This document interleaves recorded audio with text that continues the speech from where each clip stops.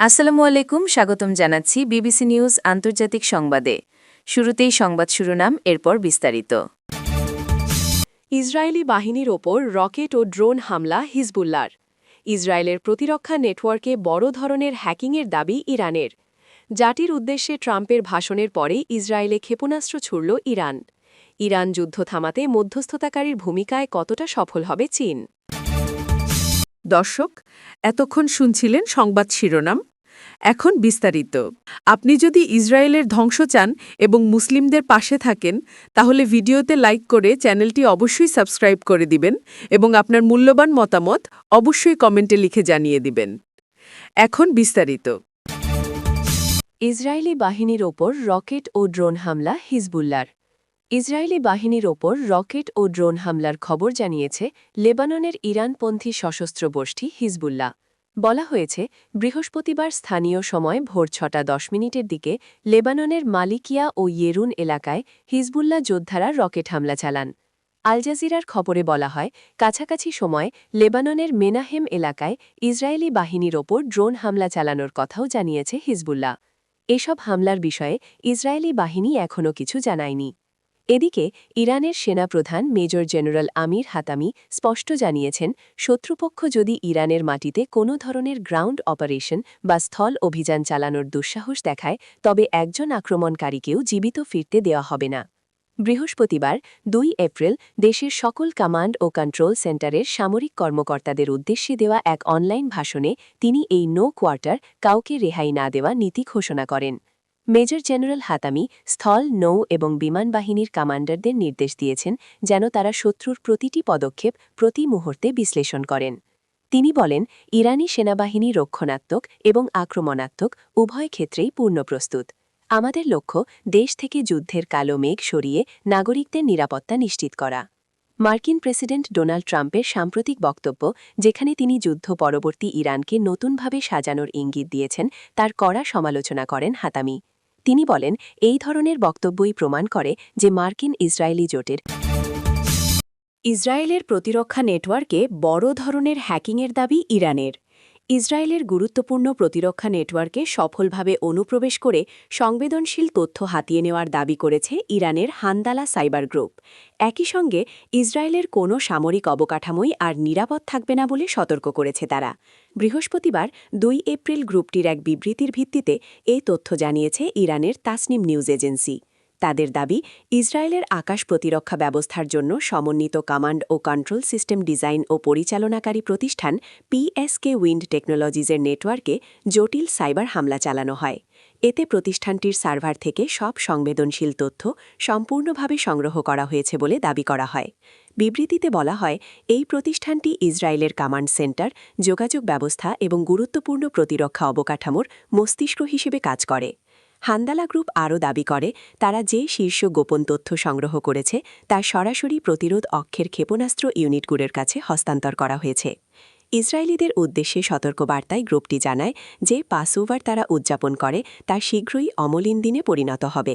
এখন থেকে কোনো কমান্ড বা প্রতিরক্ষা কেন্দ্রই প্রতিরোধ বাহিনীর হামলা থেকে নিরাপদ থাকবে না বলেও দাবি করা হয়। বিবৃতির শেষে বলা হয়, এটি ইসরায়েলের মিথ্যা নিরাপত্তাবোধ ভেঙে পড়ার সূচনা মাত্র। সামরিক মানদণ্ড মেনে তৈরি যত উন্নত সিস্টেমই হোক না কেন, প্রতিরোধ বাহিনীর সাইবার সক্ষমতার সামনে কিছুই অক্ষত থাকবে না বলেও পুনর্ব্যক্ত করে তারা। জাতির উদ্দেশ্যে ট্রাম্পের ভাষণের পরই ইসরায়েলে ক্ষেপণাস্ত্র ছুড়ল ইরান। ইরান যুদ্ধ নিয়ে বুধবার 1 মার্চ রাতে হোয়াইট হাউস থেকে জাতির উদ্দেশ্যে ভাষণ দেন মার্কিন প্রেসিডেন্ট ডোনাল্ড ট্রাম্প। ভাষণের পরপরই ইসরায়েলের উত্তরাঞ্চলে ইরান ক্ষেপণাস্ত্র ছুড়েছে। ইসরায়েলের সামরিক বাহিনী টেলিগ্রামে জানিয়েছে, তারা ইরান থেকে ক্ষেপণাস্ত্র উৎক্ষেপণ শনাক্ত করেছে এবং প্রতিরক্ষা ব্যবস্থা সক্রিয় রাখা হয়েছে। ইরান যুদ্ধ থামাতে মধ্যস্থতাকারীর ভূমিকায় কতটা সফল হবে চীন? মধ্যপ্রাচ্যের যুদ্ধ দ্বিতীয় মাসে গড়ানোর সঙ্গে সঙ্গে বিশ্বের জ্বালানি সরবরাহ ব্যবস্থা প্রায় স্থবির হয়ে পড়েছে এবং তেলের দাম আকাশচুম্বী হয়ে গেছে। এমন পরিস্থিতিতে চীন এখন পিসমেকার বা শান্তি প্রতিষ্ঠার মধ্যস্থতাকারী হিসেবে ভূমিকা রাখার চেষ্টা চালাচ্ছে। যুক্তরাষ্ট্রের প্রেসিডেন্ট ডোনাল্ড ট্রাম্প জানিয়েছেন, ইরানে মার্কিন সামরিক অভিযান আর 2 থেকে 3 সপ্তাহের মধ্যে শেষ হতে পারে। কিন্তু এই যুদ্ধ ঠিক কিভাবে শেষ হবে বা এরপরের পরিস্থিতি কি দাঁড়াবে, সে বিষয়ে এখনও কোনো স্পষ্ট ধারণা পাওয়া যায়নি। ইরানের বিরুদ্ধে যুক্তরাষ্ট্র ও ইসরায়েলের এই যুদ্ধে পাকিস্তানও মধ্যস্থতাকারী হিসেবে আবির্ভূত হয়েছে এবং চীন এক্ষেত্রে অপ্রত্যাশিতভাবে তাদের সঙ্গে যোগ দিয়েছে। এই যুদ্ধের অবসানে বেইজিং ও ইসলামাবাদের কর্মকর্তারা একটি 5 দফা পরিকল্পনা তুলে ধরেছেন, যেটির মূল লক্ষ্য হল যুদ্ধবিরতি কার্যকর করা এবং অত্যন্ত গুরুত্বপূর্ণ হরমুজ প্রণালী সবার জন্য আবারও খুলে দেওয়া। অতীতে পাকিস্তান যুক্তরাষ্ট্রের মিত্র ছিল এবং এই যুদ্ধে মধ্যস্থতার ভূমিকার পালনের জন্য তারা ট্রাম্পের সম্মতি আদায় করতে পেরেছে বলে মনে হচ্ছে। তবে ওয়াশিংটনের প্রতিদ্বন্দ্বী হিসেবে এই মধ্যস্থতার ময়দানে নেমেছে বেইজিং। বিশেষ করে আগামী মাসে চীনের প্রেসিডেন্ট শি জিনপিং এবং ডোনাল্ড ট্রাম্পের মধ্যে একটি অত্যন্ত গুরুত্বপূর্ণ বাণিজ্য বৈঠকের ঠিক আগেই চীনের এই পদক্ষেপ দেখা যাচ্ছে। লানজাও বিশ্ববিদ্যালয়ের আফগানিস্তান স্টাডিজ সেন্টারের পরিচালক এবং মধ্যপ্রাচ্য বিশেষজ্ঞ ঝু ইয়ংবেও বলেন, এই বিষয়ে চীনের সমর্থন অত্যন্ত গুরুত্বপূর্ণ। তিনি আরও বলেন, নৈতিকভাবে, রাজনৈতিকভাবে এবং কূটনৈতিকভাবে সব দিক থেকেই চীন পূর্ণ সমর্থন দিচ্ছে এই আশায় যে পাকিস্তান এই সংকটে আরও জোরালো ভূমিকা পালন করতে পারবে। বেইজিংয়ের জন্য এটি একটি বড় পরিবর্তন, কারণ এই যুদ্ধ নিয়ে এখন পর্যন্ত আনুষ্ঠানিক প্রতিক্রিয়ার ক্ষেত্রে তারা বেশ নিশ্চুপ ছিল। তাহলে প্রশ্ন হল, চীন কেন এখন এই মধ্যস্থতা প্রক্রিয়ায় যুক্ত হচ্ছে?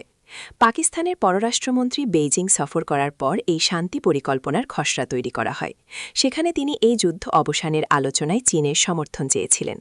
পাকিস্তানের পররাষ্ট্রমন্ত্রীর এই প্রচেষ্টা সফল হয়েছে বলেই মনে হচ্ছে।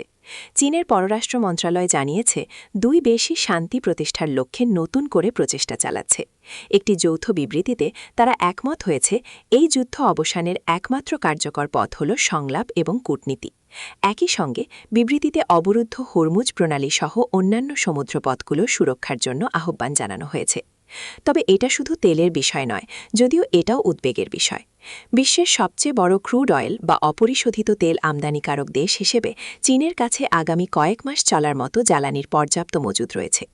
বেইজিং সম্ভবত শান্তি প্রতিষ্ঠাতার ভূমিকা নেওয়ার সিদ্ধান্ত নিয়েছে এই কারণে যে ইরানের এই যুদ্ধ শি জিনপিংয়ের পছন্দের একটি বিষয়কে বিপন্ন করে তুলেছে, আর সেটা হল স্থিতিশীলতা।